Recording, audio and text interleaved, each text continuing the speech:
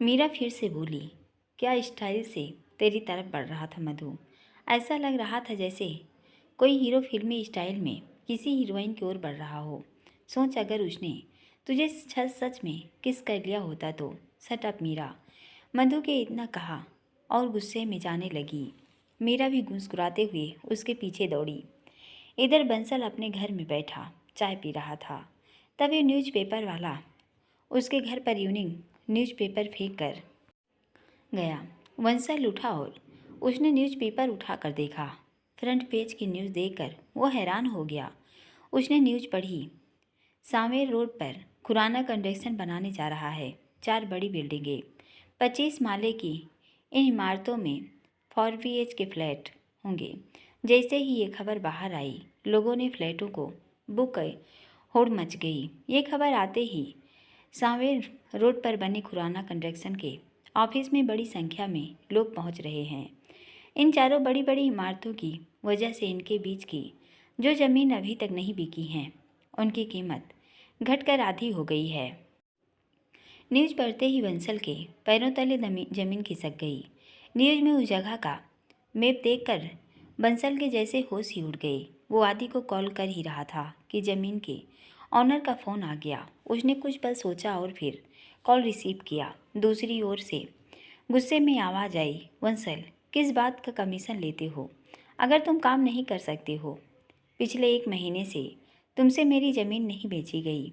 आज का evening newspaper तो तुम देख ही चुके होंगे।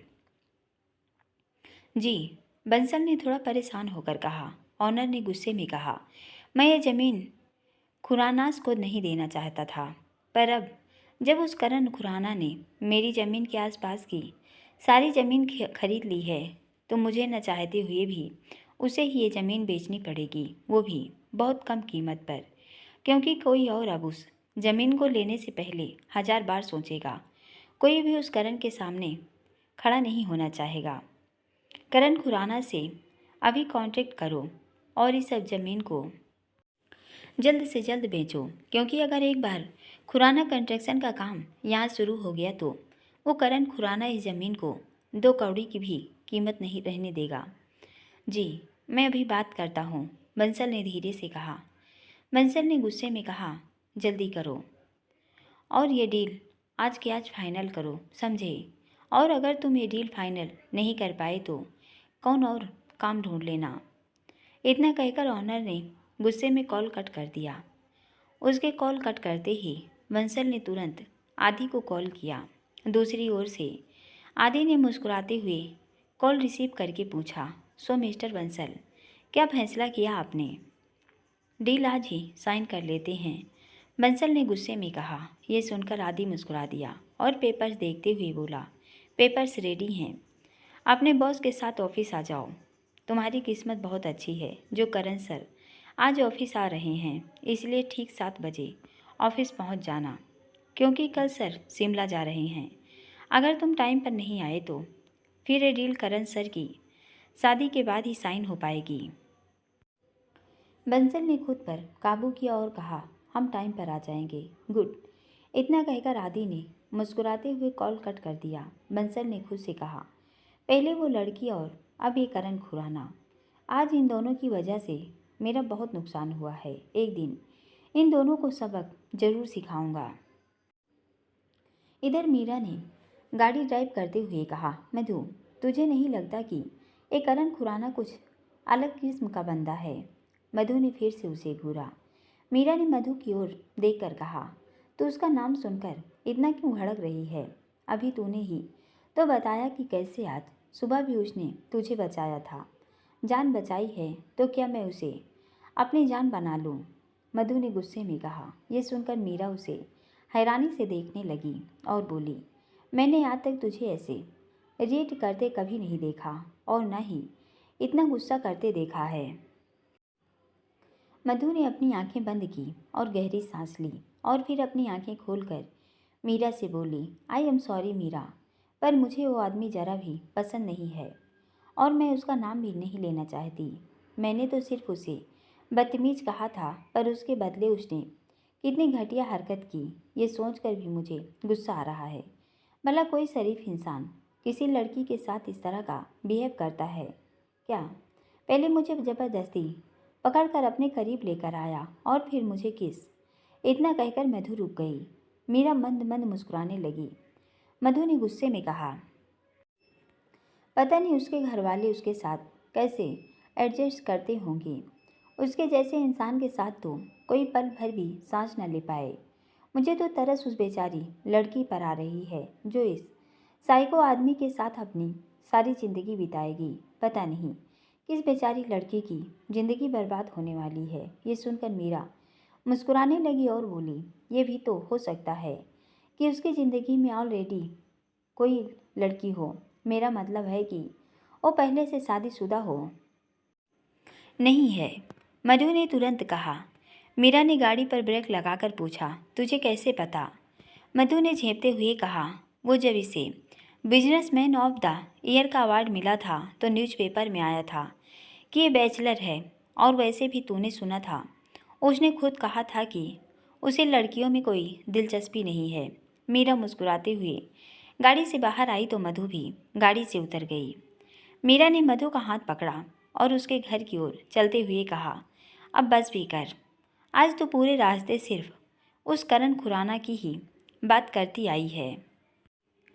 उस बेचारे रोहित के बारे में तूने एक शब्द भी नहीं कहा, जिसने हमें इतना शानदार लंच करवाया था। ये सुनकर मधु ने तुरंत कहा, आई एम सॉरी मीरा, आज सुबह से मेरे साथ बहुत कुछ अजीब हो रहा है। पहले वो बाबा जिन्होंने मुझे मेरा फ्यूचर बताकर मेरा सारा चैन छीन लिया, उनकी बातें अभी भी मेरे दिमाग में गूंज रही हैं। और फिर वो करण खुराना, बहुत घबरा गई थी मैं उस बाबा की बातें सुनकर। और फिर जब मैं उनका दिया रुद्राक्ष हाथों में लिए परेशान खड़ी थी तो पता नहीं कहाँ से वो एक तूफान की तरह आ गया। इतना कहते ही अचानक मधु रुक गई और उसने परेशान नज़रों से मीरा की ओर देखा। क्या हुआ? मीरा ने पूछा। मधु बहुत परेशान हो गई और उसने हड़बड़ाते हुए अपना बैग देखना शुरू किया और कहा, वो रुद्राक्ष, वो कहाँ गया? रुद्राक्ष? मीरा ने इतना पूछा ही था कि मधु ने उसकी कलाई पकड़ी और अपने घर की ओर दौड़ी। घर का दरवाज़ा खुला था, इसलिए मधु मीरा के साथ भागती हुई सीधे अपने कमरे में पहुंची। मोहन हॉल में ही बैठे न्यूज़पेपर रीड कर रहे थे। मधु को इस तरह भागते हुए देख वो भी हैरान हो गए। मधु ने रूम में आते ही अपने बैग का सारा सामान निकालकर बेड पर फेंकना शुरू किया और पागलों की तरह वो रुद्राक्ष ढूंढने लगी। मीरा चुपचाप बैठी उसे हैरानी से देख रही थी। जब बहुत देर तक ढूंढने के बाद भी उसे रुद्राक्ष नहीं मिला तो उसने खुद से पूछा, अगर बैग में नहीं है तो फिर कहाँ गया? मधु उस लम्हे को याद करने लगी जब वो रुद्राक्ष ले बाबा को जाते देख रही थी। उसने फिर से कहा, रुद्राक्ष तो मेरे हाथ में ही था, लगता है जब मैं उससे टकराई तब वहीं कहीं गिर गया। मधु रुद्राक्ष के बारे में सोचकर उदास हो गई। मीरा ने मुस्कुराते हुए कहा, तू इतनी अपसेट क्यों हो रही है मधु? कोई बात नहीं, अगर खो गया था अगली बार जब हम महाकाल मंदिर जाएंगे तो तेरे लिए एक पूरी रुद्राक्ष की माला ही ले लेंगे, ठीक है? मधु ने परेशान होकर कहा, नहीं मीरा, बात वो नहीं है। वो सिर्फ रुद्राक्ष नहीं था, वो उस जोगी बाबा का आशीर्वाद था जो शायद मेरे बुरे वक्त में मुझे सुकून दे सकता था, लड़ने का हौसला दे सकता था। मीरा ने मधु की कलाई पकड़कर कहा, मधु तू बेवजह परेशान हो रही है। कोई तूफान नहीं आने वाला है तेरी ज़िंदगी में, और अगर आया भी तो मैं हूँ न तेरे साथ, तेरा साथ देने के लिए। हम दोनों मिलकर उस तूफान से लड़ेंगे और उसे हराकर ही दम लेंगे। ये सुनकर मधु मुस्कुरा दी और बोली, मेरे लिए मेरे सारे रिश्तों से भी ज़्यादा कीमती तेरी दोस्ती है, इसलिए प्लीज़ मुझसे प्रॉमिस कर कि तू मुझसे दूर कभी नहीं जाएगी, हमेशा मेरा साथ देगी, हमेशा। मीरा ने मधु को गले लगाकर कहा, मधु मैं तो हमेशा तेरे साथ हूँ और रहूँगी। कुछ वक्त के लिए तुझसे नाराज़ हो सकती हूँ, पर तुझे छोड़कर नहीं जा सकती, कभी नहीं। मधु और मीरा ने एक दूसरे को गले लगाया। मधु ने मुस्कुराते हुए पूछा, अच्छा मीरा, हॉस्पिटल में तेरे कितने रुपए खर्च हुए थे? मीरा ने गुस्से में पूछा। ये पूछना ज़रूरी है क्या? हाँ, मेरे लिए बहुत ज़रूरी है, इसलिए प्लीज़ कोई ड्रामा मत कर और चुपचाप बता। मुझे सैलरी मिल गई है और अगर तूने नहीं बताया तो मैं हॉस्पिटल से पता कर लूँगी। मीरा ने मुंह बनाकर कहा। चेकअप और मेडिसिन के मिलाकर 5,000 रुपये। 15 दिन बाद अंकल को फिर से चेकअप करने के लिए लेकर जाना है और डॉक्टर ने यह भी कहा कि अंकल बहुत जल्द फिर से चलने लगेंगे। मधु ने अपने बैग से रुपए निकाले और मीरा के हाथ में थमाते हुए कहा, ये 15,000 रुपये अबीर को ऑनलाइन ट्रांसफ़र कर दे। दरवाजे पर चाय लेकर खड़ी आरती ये सब सुन रही थी। उसने बिना कुछ कहे चाय की ट्रे बेड पर रखी और वहाँ से जाने लगी। माँ, मधु ने इतना ही कहा था कि आरती के कदम रुक गए और उसने पलटकर मधु की ओर देखा। मधु ने तुरंत कहा, आई एम सॉरी आंटी। इतना कहकर मधु उठकर उसके पास गई और उसने आरती को रुपए देते हुए कहा, अबीर के लिए रुपए मीरा को दे दिए हैं, वो उसे आज ही ऑनलाइन ट्रांसफ़र कर देगी। आज हॉस्पिटल में जो भी खर्च हुआ था वो मीरा ने दिया था, इसलिए सैलरी में से उसे भी दे दिए। ये बाकी के रुपए हैं। आरती ने बिना कुछ कहे रुपए ले लिए और कमरे से जाने लगी तो मधु ने तुरंत कहा, मुझे शिमला जाने के लिए इजाज़त देने के लिए थैंक यू माँ। आरती बिना कुछ कहे चली गई। मीरा को आरती का बिहेवियर देखकर बहुत गुस्सा आया, पर मधु की वजह से वो कुछ नहीं बोली। उसके जाते ही मधु मुस्कुराते हुए फिर से आकर बेड पर बैठी और मीरा से बोली, मीरा, मैं पहली बार शिमला जा रही हूँ, वहाँ तो बहुत ठंड होती है ना। तभी मोहन ने वहाँ आकर कहा, हाँ बेटा, वहाँ बहुत ठंड होगी, इसलिए गर्म कपड़े रखना बिल्कुल मत भूलना। अपने पापा की आवाज़ सुनते ही मधु बेड से उठकर उनके पास आ गई और घुटने के बल बैठकर बोली, थैंक यू पापा। मुझे तो लगा था कि शायद आप और माँ नहीं मानेंगे, पर आपने इजाज़त दे दी, थैंक यू। मोहन ने मुस्कुराते हुए कहा, बेटा तेरा जाना ज़रूरी है, अगर नहीं जाएगी तो तेरा रिजल्ट बिगड़ सकता है, इसलिए इजाज़त तो देनी ही थी। अब खुशी खुशी जा और अच्छे से अपना प्रोजेक्ट बनाना, ठीक है? जी पापा, मधु ने मुस्कुराते हुए कहा। मधु ने अपने बैग से रुपए निकाले और मोहन को देकर कहा, पापा ये आप रखिए। मोहन ने मधु के गाल को छूकर कहा, नहीं बेटा, इस बार ये रुपए तू अपने पास रख, इतनी दूर जा रही है, तुझे इनकी ज़रूरत पड़ेगी। पर पापा, मेरे पास वहाँ जाने के लिए रुपए हैं, कल आपने ही तो दिए थे। मधु ने इतने कहा ही था कि मोहन ने उसे टोकते हुए कहा, मधु इन्हें रख, मेरी खातिर प्लीज़ बेटा। ठीक है, मधु ने मुस्कुराते हुए कहा। तभी वहाँ मधु की पड़ोसी अपने हाथ में एक प्लास्टिक का डिब्बा लिए वहाँ आ गई। उन्हें देखते ही मधु मुस्कुराते हुए उठकर उनके पास आकर बोली, आइए प्रिया चाची, बैठिए ना और हमारे साथ चाय भी पीजिए। प्रिया ने मुस्कुराते हुए कहा, मैं यहाँ बैठने या चाय पीने नहीं, बल्कि तुझे कुछ देने आई हूँ। मधु उन्हें हैरानी से देखने लगी। प्रिया ने मधु को एक डिब्बा देते हुए कहा, ये मठरी और बेसन के लड्डू आज सुबह ही बनाए थे। तेरे चाचा जी को मोहन भाई साहब से पता चला कि तू शिमला जा रही है, तो मैं ये तेरे लिए लाई, इन्हें अपने सामान में रख ले। मधु ने मुस्कुराते हुए उन्हें गले लगाकर कहा, थैंक यू चाची। प्रिया ने मधु के गाल को छूकर कहा, अच्छे से जाना और जल्दी वापस आना। मधु ने सिर हिला दिया, मैं आरती भाभी से मिलकर आती हूँ। इतना कहकर प्रिया चली गई। मीरा ने तुरंत मधु के हाथ से डिब्बा लिया और उसे खोलकर लड्डू खाने लगी। मोहन और मधु दोनों को हंसी आ गई। मोहन ने मधु से कहा, मधु अपनी पैकिंग कर ले बेटा, सारी चीज़ें ध्यान से रखना, कहीं ज़रूरत की कोई चीज़ छूट न जाए। आप चिंता मत करिए अंकल, मैं हूँ ना इसके साथ, इसकी सारी पैकिंग मैं खुद करूँगी। मीरा ने लड्डू खाते हुए कहा। मोहन मुस्कुराते हुए वहाँ से चले गए। उनके जाते ही मीरा ने मधु के मुंह में लड्डू ठूंसते हुए कहा, टेस्ट कर, बहुत टेस्टी है। लड्डू खाते ही मधु सोच में पड़ गई। उसने मन ही मन कहा, इन लड्डुओं का टेस्ट तो माँ के हाथों के लड्डू जैसा है, कहीं माँ ही ने तो ये नहीं बनाए। क्या सोच रही है? मीरा ने डब्बे से नब्बू लड्डू निकालते हुए पूछा। मधु ने उसके हाथ से लड्डू लेकर फिर डिब्बे में रखकर कहा, ये रास्ते के लिए है और तू यहीं कब किए जा रही है? अब चल पैकिंग में मेरी मदद कर। मीरा ने मुंह बनाया और मधु की पैकिंग में हेल्प करने लगी। शिमला जाने की खुशी मधु के चेहरे पर साफ नजर आ रही थी।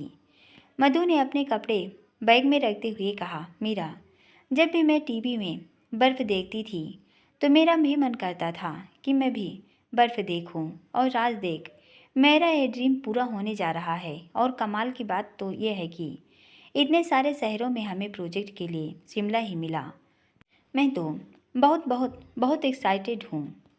मीरा उसकी बातें सुनकर मुस्कुराते हुए अलमारी से उसके कपड़े निकाल रही थी। तभी उसकी नज़र एक स्वेटर पर पड़ी। मीरा ने स्वेटर उठाकर पूछा, मधु, ये स्वेटर ये कब खरीदा तूने? मैंने तो ये कभी नहीं देखी। स्वेटर देखकर मधु भी हैरानी से बेड से उठकर मीरा के पास आई और उसने स्वेटर को देखते हुए कहा, मीरा, ये तो मैंने भी कभी नहीं देखी। मीरा ने मुस्कुराते हुए कहा, हो सकता है कि हम दोनों ने ही इसे कहीं से खरीदा हो और फिर हम ही भूल गए हो। मधु ने कुछ पल सोचकर मन ही मन खुद से कहा, पर मैंने तो ये कभी नहीं खरीदी। अगर मैं और मीरा साथ में ये स्वेटर खरीदे थे तो मुझे तो याद होता, पर मुझे तो याद ही नहीं आ रहा कि मैंने ये कब खरीदी। कहीं पापा तो मेरे लिए नहीं लाए। इतना सोचकर मधु के चेहरे पर मुस्कुराहट आ गई और उसने मीरा से कहा, मीरा, ये ज़रूर पापा लाए होंगे, मुझे भी यही लगता है। इसलिए अब अपना दिमाग इस्तेमाल करना बंद कर और इसे बैग में रख। तेरी पैकिंग करवाने के बाद मुझे भी मेरी पैकिंग करने घर जाना, समझी मिस मधु शर्मा? इतना कहकर मीरा ने मधु के हाथ से स्वेटर ली और मधु के बैग में रख दी। इधर करण ने अपने ऑफिस के बाहर आकर अपनी गाड़ी रोकी। गार्ड ने जैसे ही करण की गाड़ी देखी तो दौड़ता हुआ आया। करण ने अपनी गाड़ी का डोर खोला तो गार्ड ने तुरंत डोर पकड़ लिया। करण ने अपने ग्लासेस निकाले और ऑफिस के अंदर आया। वो जहाँ जहाँ से गुजरा ऑफिस के स्टाफ के लोग उसे देखते हुए खड़े होने लगे। करण सीधे अपने केबिन की ओर बढ़ा। आधी ऑफिस की एक लड़की को फाइल में कुछ करेक्शन करने के लिए कह रहा था। तभी उसकी नज़र सामने से आ रहे करण पर पड़ी। उसे देखते ही आदि मुस्कुराते हुए करण के पास आकर बोला, अच्छा हुआ आप आ गए सर। मिस्टर मेहरा और वो बंसल ज़मीन के मालिक के साथ कुछ देर में आने वाले हैं। आदि, पीयूष को मेरे केबिन में भेजो। इतना कहकर करण ने अपने केबिन का दरवाज़ा खोला और केबिन में चला गया। उसके जाते ही आदि ऑफिस में पीयूष को ढूंढने लगा। करण आकर अपनी चेयर पर बैठते ही उसने अपना पीसी ऑन किया। तभी वहाँ पीयूष ने दरवाजे पर नॉक करते हुए पूछा, मैं आई कम इन सर? कम इन पीयूष, करण ने माउस से अपनी मेल आईडी ओपन करते हुए कहा। पीयूष अंदर आया तो करण ने मेल चेक करते हुए पूछा, रहेजा से बात हुई? पीयूष ने तुरंत कहा, मैंने उसे फ़ोन किया था पर उसने फ्लैट देने से इनकार कर दिया है। बहुत ही बदतमीजी से बात कर रहा था। कह रहा था कि जब उसके पास रुपए आ जाएंगे तो हमारे रुपए दे देगा। इतना सुनते ही करण ने अपने मेल रीड करते हुए कहा, फ़ोन लगाओ उसे और मेरी बात करवाओ। इतना सुनते ही पीयूष अपने फ़ोन से उसे फ़ोन करने लगा तो करण ने पीयूष की ओर देखकर कहा, लैंडलाइन से लगाओ, अब तुम्हारा फ़ोन नहीं उठाएगा वो। पीयूष ने तुरंत टेबल पर रखे फ़ोन से रहेजा को फ़ोन किया। दूसरी ओर से रहेजा ने फ़ोन रिसीव करके कहा, हेलो, खुराना कंस्ट्रक्शन से पीयूष बात कर रहा हूँ। पीयूष ने इतना कहा ही था कि रहेजा गुस्से में बोला, लगता है मेरी बात तुझे एक बार में समझ नहीं आई। कहा था ना तुझे कि जब मेरे पास पैसे आ जाएंगे तो दे दूँगा। अब अगर तूने मुझे फ़ोन किया तो पुलिस में तेरी और तेरे उस बॉस की कंप्लेंट कर दूँगा कि रुपयों के लिए तुम मुझे जान से मारने की धमकी दे रहे हो। ये सुनते ही पीयूष के चेहरे के रंग उड़ गए। करण ने पीयूष को इशारा करके रिसीवर मांगा। पीयूष ने उसे रिसीवर दे दिया। करण ने जैसे ही रिसीवर कान से लगाया, रहेजा फिर से बोला, रहेजा के साथ तुम लोगों ने पहली बार काम किया है, इसलिए शायद जानते नहीं हो कि मेरे साथ काम करने वालों को पैसा भी मेरे हिसाब से दिया जाता है, जितना मिल गया है उतने में ही खुश रहा। ज़्यादा की उम्मीद करेगा तो बहुत पछताएगा, क्योंकि तू नहीं जानता कि रहेजा क्या चीज़ है। करण ने कहा, बहुत अच्छे से जान गया हूँ कि तू क्या चीज़ है, पर शायद तू करण खुराना को नहीं जानता। अपना पैसा तेरे जैसे इंसान की हल्क से भी निकालना बहुत अच्छे से जानता आता है मुझे। अब तो मेरी बात ध्यान से सुन। अगले 1 घंटे में अगर मेरे 30 लाख रुपए मेरी टेबल पर नहीं आए तो बहुत बड़े झटके के लिए तैयार रहना। सिर्फ 1 घंटा। ये सुनकर रहेजा बहुत ज़ोर ज़ोर से हंसने लगा और करण चुपचाप उसकी हंसी सुन रहा था। रहेजा ने हंसते हुए कहा, तेरे जैसे 50 दिन में 1000 बार धमकी देते हैं मुझे, पर आज तक किसी की हिम्मत नहीं हुई जो रहेजा की गिरेबान तक पहुँचे और उसका कुछ बिगाड़ सके। इसलिए अपनी धमकी अपने पास रख। अब तो तू अपने पैसे मुझसे निकाल निकाल कर दिखा। ये सुनकर करण अपनी कुर्सी से उठा और टहलते हुए बोला, 1 घंटा, सिर्फ 1 घंटा। उसके बाद तू दौड़ा दौड़ा मेरे पास आएगा और खुद मुझे या मेरे 30 लाख रुपए मुझे वापस देगा, या फिर तेरी बिल्डिंग के 2 फ्लैट मेरे वर्करों के नाम करेगा। शराफत से मेरी बात समझो और मानो, वरना करण खुराना को अपनी शराफत छोड़ने में चंद सेकंड भी नहीं लगते। 1 घंटे बाद तू क्या करता है, इस बात का इंतजार रहेगा मुझे। इतना कहकर रहेजा ने कॉल डिस्कनेक्ट कर दिया। करण ने रिसीवर नीचे रखा और पीयूष से कहा, पीयूष, फ्लैट के पेपर्स रेडी है। जी सर। पीयूष ने इतना कहा और पेपर्स करण की ओर बढ़ा दिए। करण ने पीयूष से पेपर्स लेकर कहा, आदि को भेजो। जी। पीयूष इतना कहकर चला गया। करण ने पेपर्स रीड किए और कहा, करण खुराना से पंगा लेकर बहुत बड़ी गलती कर दी तूने, रहे जा। अब तो तू गया। इतना कहकर करण ने पेपर्स की फाइल टेबल पर पटकी और अपना फ़ोन उठाकर किसी को फ़ोन किया। दूसरी ओर से कोई कुछ कहता उससे पहले ही करण ने कहा, तुम्हें मेरा एक काम करना है। दूसरी ओर से आवाज़ आई, बोलिए सर। करण उसे समझाने लगा कि उसे क्या करना है। दूसरी तरफ से फिर से आवाज़ आई, ठीक है सर, काम हो जाएगा। इतना सुनते ही करण ने कॉल डिस्कनेक्ट कर दिया। तभी आदि केबिन में आया और बोला, सर, बंसल और उस ज़मीन का ऑनर आया है, उन्हें लेकर आओ। करण ने फिर से अपनी चेयर पर बैठकर कहा। आदि तुरंत बाहर गया और बंसल और ज़मीन के मालिक को लेकर आया। बंसल ने अंदर आते ही करण की ओर हाथ बढ़ाकर कहा, मुझे नहीं पता था कि आप करण खुराना हैं। अगर पता होता तो ये डील सुबह ही फाइनल हो जाती। I am really sorry sir, मैं आपको पहचान न सका। करण ने उठकर उससे हाथ मिलाया तो बंसल ने अपने बॉस की ओर देखकर कहा, ये मिस्टर रतन अग्रवाल हैं और वो ज़मीन इनकी है। Hello mister Khurana. Mister Grewal ने करण की ओर हाथ बढ़ाकर कहा। करण ने मिस्टर ग्रेवाल से हाथ मिलाते हुए कहा, हेलो, बैठिए। बंसल और मित्तल ग्रेवाल करण के सामने वाली कुर्सी पर बैठ गए। उनके बैठते ही करण ने भी बैठते हुए कहा, यह हमारी मुलाकात नहीं है मिस्टर बंसल। मैं और मिस्टर ग्रेवाल कई बार एक दूसरे से मिल चुके हैं। वैसे मिस्टर ग्रेवाल, अगर सुबह यह डील हो जाती तो बेहतर होता, पर अब आपकी ज़मीन के दाम गिर चुके हैं, इसलिए अब तो आपकी ज़मीन की कीमत 150 करोड़ भी नहीं रही।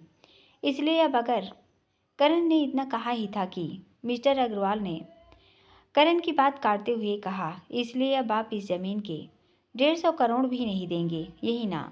करण ने मिस्टर ग्रेवाल से के सवाल का कोई जवाब नहीं दिया और आदि को इशारा किया।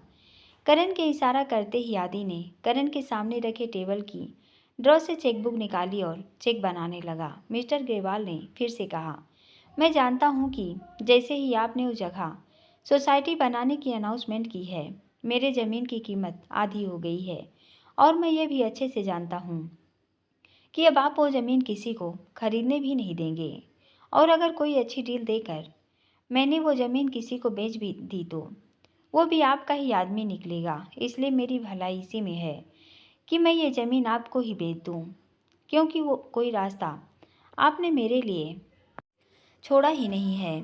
आप जितनी भी अमाउंट्स इस चेक में भरना चाहें भर दीजिए, मैं पेपर साइन कर देता हूँ। ये सुनकर करण बंसल की ओर देखने लगा, जो सिर झुकाए खड़ा था।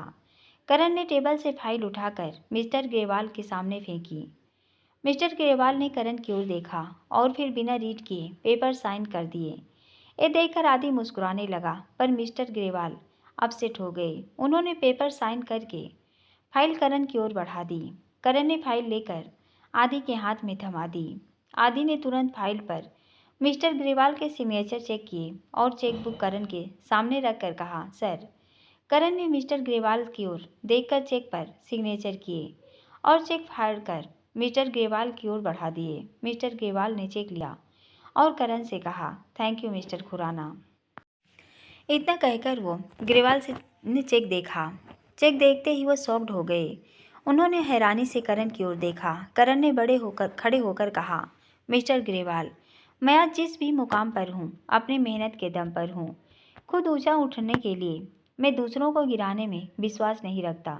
मैं जानता हूँ कि ये ज़मीन आपने 6 महीने पहले ही 145 करोड़ में खरीदी थी ताकि मैं ये ज़मीन न ले सकूं। मुझे बस ज़मीन चाहिए क्योंकि ये ज़मीन मेरी ज़रूरत है, पर अपनी ज़रूरत पूरी करने के लिए मैं आपका नुकसान कभी नहीं करना चाहता। इसलिए मैंने आपको इस ज़मीन की वही कीमत दी है जो इस ज़मीन के लिए आपको मिलनी चाहिए। मैं 150 करोड़ का चेक तो आपको आज सुबह ही मिल जाता, मगर मिस्टर बंसल मेरी बात मान लेते पर कोई बात नहीं, मैं भी अपना काम ही कर रहे थे। मिस्टर ग्रेवाल ने मुस्कुराते हुए कहा, मिस्टर खुराना, आज आपसे मिलकर मुझे सच में बहुत खुशी हुई।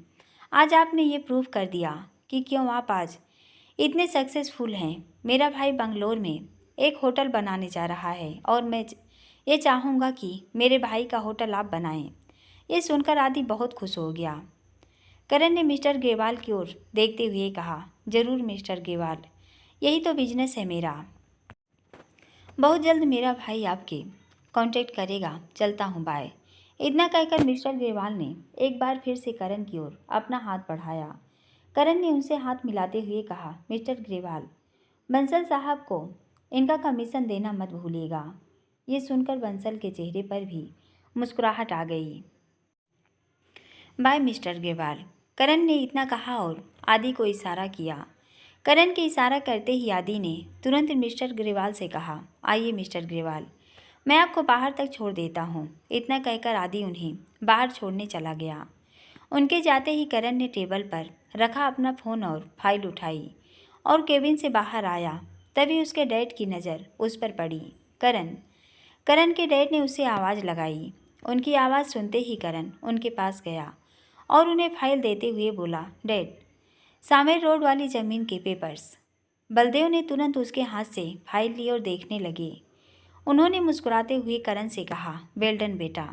करण ने अपने फ़ोन से किसी को कॉल करते हुए अपने डैड से कहा, डैड, मिस्टर मेहरा कुछ देर में ऑफिस आ रहे हैं। प्लीज़ आप डील के पेपर्स पर सिग्नेचर कर दीजिएगा। मुझे किसी ज़रूरी काम से बाहर जाना है। ठीक है। बलदेव के इतना कहते ही करण जाने लगा तो बलदेव ने कहा, करण, रहेजा से पैसे निकालने के लिए जो भी करो बेटा, खुराना कंस्ट्रक्शन की इमेज को ध्यान में रख कर कहना। इतना सुनते ही करण ने कदम रुक गए, पर उसने पलटकर अपने डैड की ओर नहीं देखा। बलदेव ने फिर से कहा, प्लीज़ ऐसा कुछ मत करना जिसकी वजह से मुझे एक बार फिर पुलिस स्टेशन आना पड़े। इतना कहकर बलदेव चुप हो गए और करण बिना कुछ कहे और बिना उनकी ओर देखे वहाँ से चला गया। बलदेव ने मुस्कुराते हुए खुद से कहा, इस लड़के को समझाने का कोई फ़ायदा नहीं है, क्योंकि ये करेगा वही जो ये करना चाहता है। लगता है वकील को बेल के पेपर रेडी करने के लिए कहना ही पड़ेगा। इतना कहकर बलदेव फिर से अपने केबिन में चले गए। मधु रात का खाना बनाने के लिए किचन में पहुंची। वहां आरती वाश बेसिन के पास खड़ी बर्तन साफ कर रही थी। ये देखकर मधु तुरंत उसके पास जाकर बोली, माँ आप रहने दीजिए, मैं कर दूंगी। आरती ने बर्तन धोते हुए कहा, कोई ज़रूरत नहीं है, तू जाकर अपनी पैकिंग कर, कल सुबह तुझे निकलना है। ये सुनकर मधु के चेहरे पर मुस्कान आ गई। मधु को मुस्कुराते देख आरती ने तुरंत बर्तन धोना छोड़ दिए। उसने वहां टंगे टॉवल से अपने हाथ पोंछे। आरती ने वॉश बेसिन के ऊपर बनी अलमारी को खोला और उसने एक स्टील का डिब्बा निकाला। मधु चुपचाप खड़ी उसे देख रही थी। आरती ने डिब्बे में से कुछ रुपए निकाले और डिब्बा बंद करके फिर से अलमारी में रख कर अलमारी बंद कर दी। वो मधु के पास आई। उसने अपनी बाईं हथेली से मधु की कलाई पकड़ी और उसमें रुपए रख कर कहा, ये रख ले, वहाँ काम आएंगे। मधु के चेहरे की मुस्कुराहट और बढ़ गई। उसे मुस्कुराता देख आरती ने तुरंत कहा, तेरे जाने के बाद कम से कम कुछ दिन तो मुझे तेरा चेहरा नहीं देखना पड़ेगा और मैं सुकून से जी सकूंगी। इतना सुनते ही मधु के चेहरे पर फिर से उदासी छा गई और उसने चुपचाप अपनी नज़रें झुका ली। आरती ने फिर से कहा, अच्छा होता अगर तू कुछ दिन के लिए नहीं, हमेशा के लिए इस घर से चली जाती और कभी लौट कर नहीं आती। वैसे तुझसे ये कहने का कोई फ़ायदा तो नहीं है, पर फिर भी कहना ज़रूरी है, क्योंकि लौट कर तू इस घर में ज़रूर आएगी। अपने पापा के भरोसे की इज्जत रखना और वहाँ जाकर कोई ऐसा काम मत करना जैसा तेरी माँ ने किया था। यह सुनकर मधु ने हैरानी से आरती की ओर देखा तो आरती ने फिर से गुस्से में कहा, ऐसे मत देख मुझे। ये सब मैं सिर्फ इसलिए कह रही हूँ क्योंकि तेरी रंगों में खून तो उस गिरी हुई औरत का ही है ना, जिसने एक शादीशुदा आदमी से गलत रिश्ता बनाया और मुझसे मेरा पति और आत्मसम्मान दोनों छीन लिया। तुझ पर भरोसा तो मुझे बिल्कुल नहीं है, पर फिर भी उम्मीद करती हूँ कि तू वहाँ जाकर कुछ गलत नहीं करेगी। इतना कहकर आरती गुस्से में फिर से बर्तन साफ करने लगी। मधु कुछ देर अपने हाथ में रुपए थामे वहीं खड़ी उन्हें देखती रही और फिर बिना कुछ कहे चुपचाप वहाँ से चली गई। मधु के किचन से बाहर जाते ही आरती ने पलटकर दरवाजे की ओर देखा और खुद को संभाल कर फिर से बर्तन साफ करने लगी। इधर रहेजा अपने ऑफिस में बैठा 1 घंटा होने का इंतजार कर रहा था। उसने घड़ी की ओर देखकर मुस्कुराते हुए कहा, 1 घंटा होने को सिर्फ 2 मिनट रह गए हैं। इंतजार है मुझे ये जानने का कि करण खुराना क्या करता है। तभी उसका मैनेजर दौड़ा दौड़ा आया और उसने कहा, सर एक बहुत बड़ी प्रॉब्लम हो गई। क्या हुआ? रहेजा ने हैरानी से पूछा। उसके मैनेजर ने तुरंत उसे लिफाफा देते हुए कहा, ये नोटिस आया है।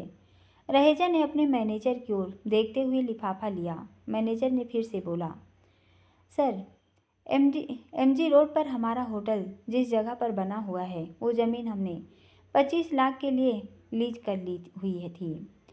लीज खत्म होने में अभी 2 दिन बाकी हैं और ज़मीन के मालिक ने हमें ये लेटर भेजकर उस ज़मीन की लीज आगे बढ़ाने से साफ मना कर दिया है। वाट? रहेजा ये सुनकर हैरानी से उठकर खड़ा हो गया और तुरंत वो लेटर रीड किया और मैनेजर से पूछा, पर वो तो हमें वो ज़मीन बेचने के लिए मन गया था। कल ही तो मेरी बात हुई थी उससे। मैनेजर फिर से बोला, सर पर अब उसने अपना इरादा बदल लिया है। मैंने उसे फ़ोन भी किया था पर उसने हमसे बात करने से साफ इनकार कर दिया। उसकी सेक्रेटरी ने बताया कि अब ना ही वो हमें ये ज़मीन बेचेगा और न ही लीज आगे बढ़ाएगा, क्योंकि कोई और उसे इस ज़मीन की दुगनी कीमत दे रहा है। इसलिए वो लोग ये ज़मीन किसी और को बेच रहे हैं। रहेजा ने गुस्से में पूछा, तो तुम यहाँ क्यों खड़े हो? जाओ और जाकर उस ज़मीन के मालिक से बात करने की कोशिश करो, क्योंकि वो हमें ये ज़मीन बेचने के लिए तैयार था। इसलिए ही तो हमने उस ज़मीन पर होटल खड़ा किया। अब वो 2 दिन पहले कैसे ज़मीन किसी और को दे सकता है? तभी किसी ने रहेजा के केबिन के दरवाजे पर नॉक किया। आ जाओ, मैनेजर ने कहा। उसके इतना कहते चपरासी अपने हाथ में एक लिफाफा लिए अंदर आकर बोला, सर कुछ देर पहले एक कुरियर वाला देकर गया है। रहेजा ने उसके हाथ से लिफाफा लिया और उसे खोला। मैनेजर ने चपरासी को जाने का इशारा किया तो चला गया। रहेजा ने लिफाफे से लेटर निकालकर रीड किया, पर लेटर पढ़ते ही उसके चेहरे के रंग उड़ गए और वो कुर्सी पर बैठ गया। क्या हुआ सर? मैनेजर ने पूछा। रहेजा ने उसकी ओर देखकर कहा, गांधीनगर में जो हमारी बिल्डिंग थी जिसमें 50 किराएदार रह रहे थे, उसे गिराने के लिए नगर निगम का नोटिस आया है। ये सुनकर मैनेजर भी शॉक्ड हो गया और उसने हैरानी से पूछा, क्या? रहेजा ने लेटर देखते हुए कहा, अतिक्रमण की वजह से वो ये बिल्डिंग गिराने जा रहे हैं। इसमें लिखा है कि हमारी बिल्डिंग 20 फीट सड़क पर आ गई है। सड़क चौड़ी करने के लिए कल सुबह 11 बजे उस बिल्डिंग को गिरा दिया जाएगा। इतना कहकर रहेजा ने गुस्से में उठकर खड़े होकर कहा, ये सब क्यों कर रहा है? नगर निगम के अधिकारी हजारों बार अतिक्रमण हटाने वहां आते हैं और हर बार कुछ रुपए लेकर चले जाते हैं, तो फिर आज उनकी इतनी हिम्मत कैसे हो गई कि उन्होंने मुझे नोटिस भेज दिया? जरूर तुमने इस बारे में रुपए नहीं भिजवाए होंगे। नहीं सर, मैं उन्हें 3 दिन पहले ही चेक भिजवा दिया था, मैनेजर ने घबराते हुए कहा। तो फिर ये क्या है? रहेजा ने गुस्से में लेटर उसके मुंह पर फेंक कर पूछा। जवाब मैं देता हूँ, करण ने रहेजा के केबिन के दरवाजे को खोल कर कहा। उसे देखते ही रहेजा शॉक्ड हो गया। करण रहेजा की ओर बढ़ा।